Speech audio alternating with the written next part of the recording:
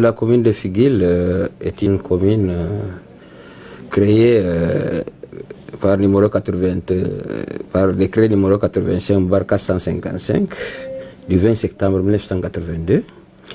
Elle couvre une superficie de 1250 km², limitée au nord par le département du Mayokani, à l'est par la République du Tchad, au sud par le département, par l'arrondissement de Bibémé, département de la Benue, et à l'ouest par l'arrondissement de Guidère.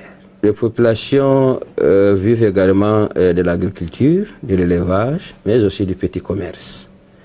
Alors, ils sont composés de plusieurs ethnies, majoritairement des Guidères à 80%. Nous avons les Peuls, Bororo, nous avons les Mambaye, nous avons les Fali, bref, c'est une multiplicité d'ethnies. Et nous vivons en harmonie. Concernant les potentialités que vous venez d'énumérer, Figuil a plusieurs potentialités. Et dans la mesure où déjà, quand vous voyez, Figuil est tellement futuriste, dans la mesure où nous avons la deuxième ligne qui s'installe. Et à côté de cette deuxième ligne également, nous avons Mira également qui est en train d'être installée. Mais c'est une ville purement industrielle. Et ces potentialités sont de plusieurs catégories. Nous avons des mines d'ailleurs.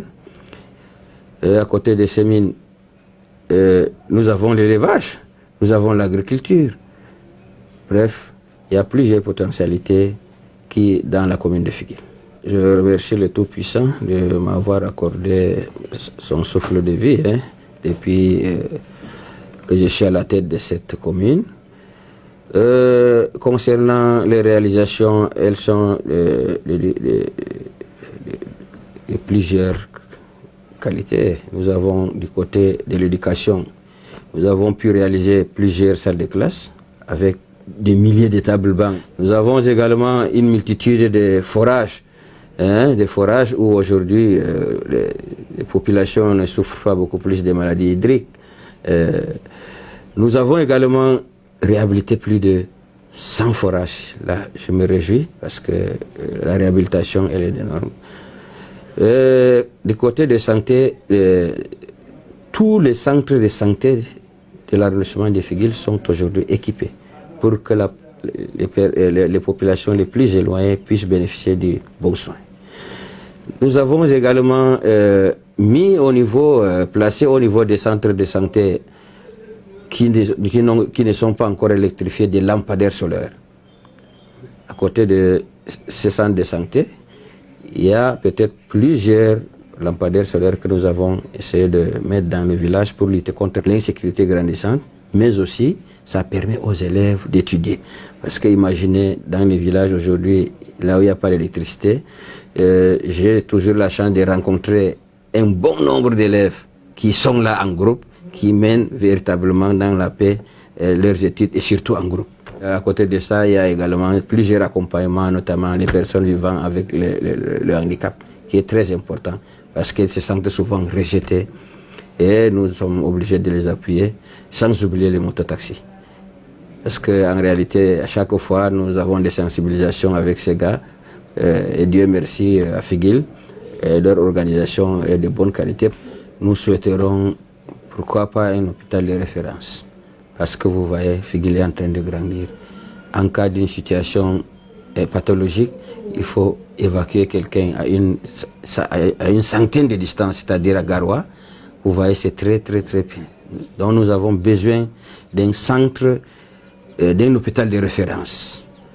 Et également, nous avons besoin de bitumage de l'axe Figuil-Mayoshiwa, c'est-à-dire la frontière avec le Tchad, pour faciliter les échanges entre les Camerounais et les Tchadiens. Parce que nous vivons d'énormes difficultés sur ces axes-là. Ceci permettra également d'évacuer, c'est-à-dire toutes ces populations qui sont au bord de cette route, de leur permettre d'évacuer leurs produits des lieux de production aux lieux de consommation. Mais également nous souhaiterions le désenclavement des bassins de production, c'est-à-dire les routes purement rurales, les routes rurales. Quand je parlais des échanges, il y a des produits du Tchad qui peuvent entrer au Cameroun, et il y a des produits qui ne sont pas au Cameroun qui peuvent entrer également au Tchad. Mais également, en réalité, ce sont des frères. Il y a juste une division qui les a divisés, ce sont des frères. Et il y a une franche collaboration, voire même une franche complicité entre le Cameroun et le Tchad. Nous n'avons pas de problème. Mais avec l'appui également de la GIZ, ceci est venu nous renforcer avec les activités transfrontalières où aujourd'hui ils nous ont fait beaucoup de promesses et qui ne resteront pas des promesses comme des lettres mortes. Je voudrais exhorter les populations à s'acquitter de leurs taxes, je veux dire ici des impôts libératoires qui est devenu très difficile à récupérer. Parce qu'aujourd'hui, vous avez constaté, il y a d'autres taxes qui sont faites en ligne. Ça ne rentre plus directement dans la caisse de la commune et ceci met les communes en difficulté. Mais ne serait-ce que les taxes communales, nous devrons mettre un accent particulier pour lutter contre cet incivisme, si je peux l'appeler ainsi, parce qu'il y a ceux-là qui ne s'acquittent pas de leurs droits jusqu'aujourd'hui, ni sur le bétail. Donc je les interpelle vraiment à être à nous aider parce que ils ont besoin de l'eau, ils ont besoin de ceci, ils ont besoin des routes, tout cela, tant que vous ne vous acquittez pas de vos droits, avec quoi pouvons-nous les aider alors que nous sommes là pour leur bien-être. Je profite de cette occasion, bien entendu, remercier notre champion, je veux dire ici notre lion, c'est-à-dire son Excellence M. Paul Biya, président de la République et chef de l'État, pour tout ce qu'il a fait pour le Cameroun et particulièrement pour l'arrondissement de Figuel.